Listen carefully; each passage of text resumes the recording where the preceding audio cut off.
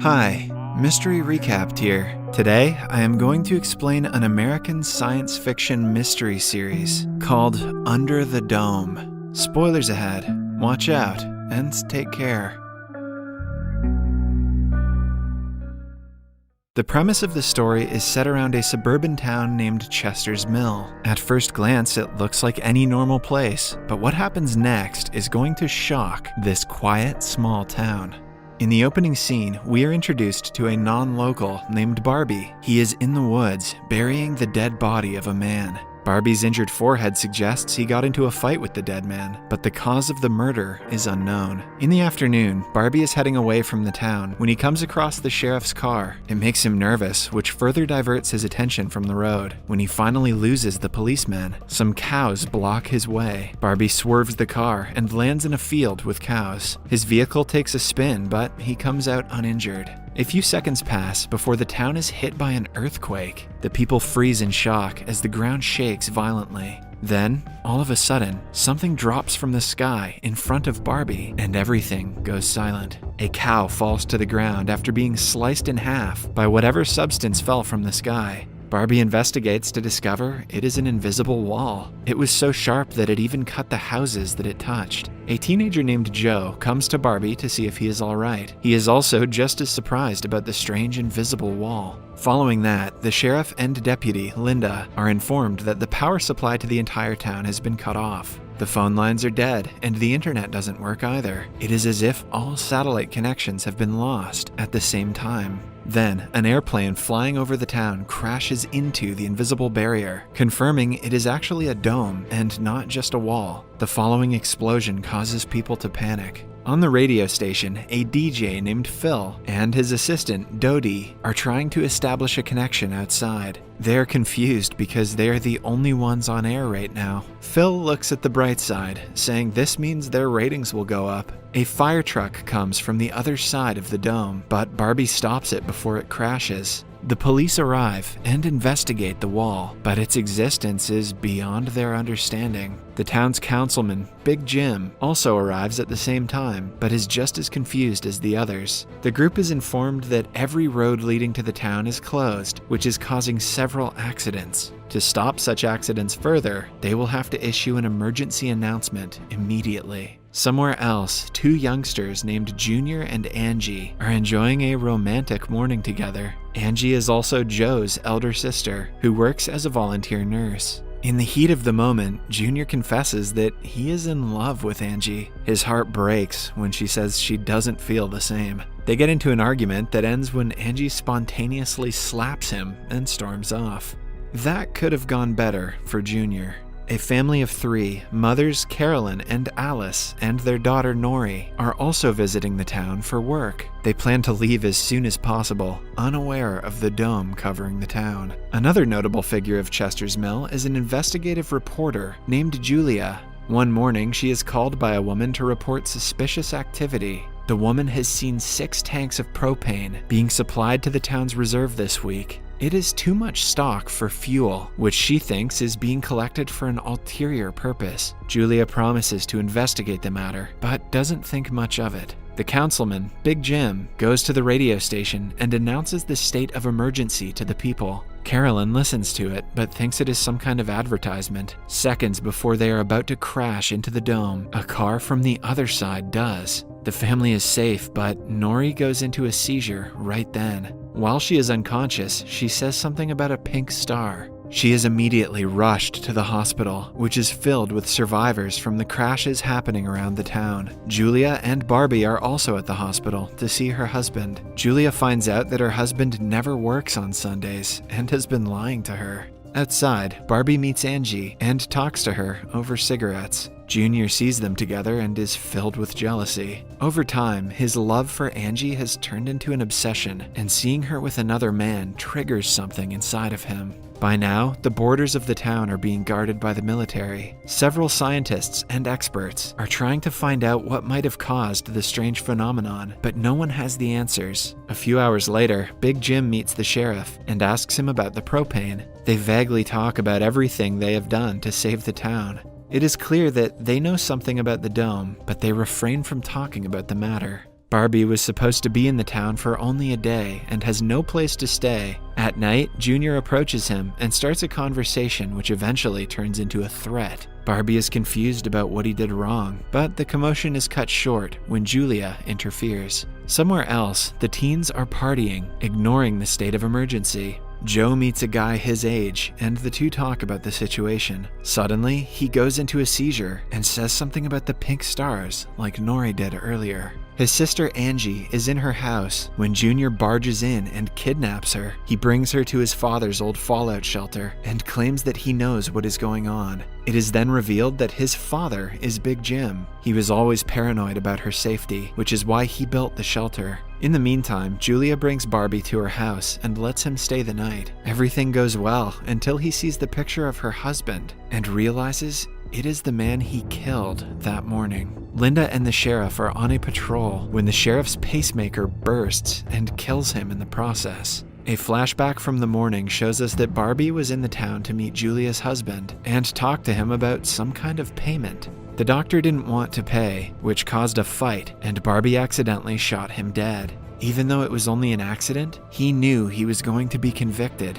Hence, to avoid it, Barbie disposed of the body. In the morning, he notices that his necklace is missing and asks Julia about it. She promises to keep an eye out for it, but Barbie realizes he left it in the cabin where he killed her husband. Somewhere else, two policemen come running to the sheriff, but by now he is already dead. Linda cries, holding him in her arms. Joe is with his friend Ben, who helped him when he got a seizure last night. Ben asks him what he meant by the pink star, but Joe doesn't remember saying anything after he fell to the ground. In the radio station, Dodie manages to connect with the people outside of the dome using a special device. She can hear the soldiers talking to each other, but cannot talk to them. Till now, even the soldiers are confused about what the invisible thing is. At the town's diner, Big Jim is enjoying breakfast before Linda arrives and informs him of the sheriff's death. They immediately rush to the town's mortician, Lester. In the bunker, Angie tries her best to call for someone, but is unsuccessful. When Junior arrives, he chains her down to a bed. He thinks that Angie's rejection and the dome's appearance are somehow related, and when the dome goes away, she will return back to her normal self. The comment is enough evidence of his mental issues.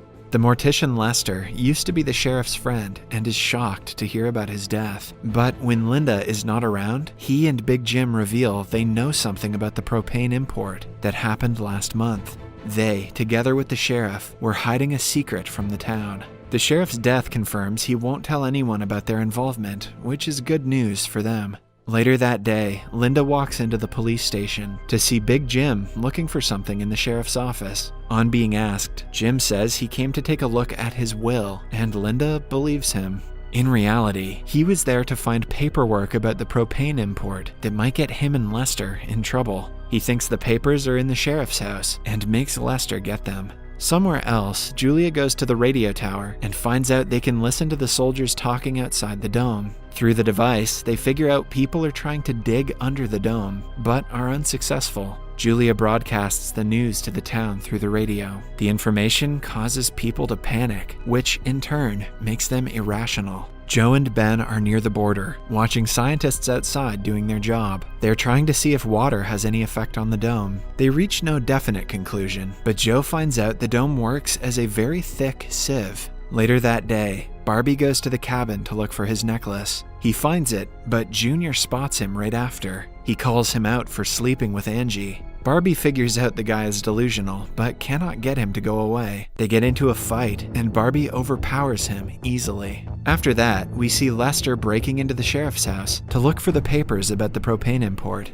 He finds them under a drawer and lights them on fire, but the plan backfires when the flames spread and take over the entire house. Soon, several people gather around the house, trying to put the fire out, but without the help of a fire truck, it is almost impossible. If they let the house burn down, the temperature inside the dome will rise and eventually kill everyone. Barbie leads the people, who join hands to bring water to the house. Linda hears Lester's voice and runs inside to save him. She drags him out of the place before handing him to the paramedics. Even after an hour of trying to put the fire out, it only spreads further. Then, Jim comes with a loader and finally ends the commotion.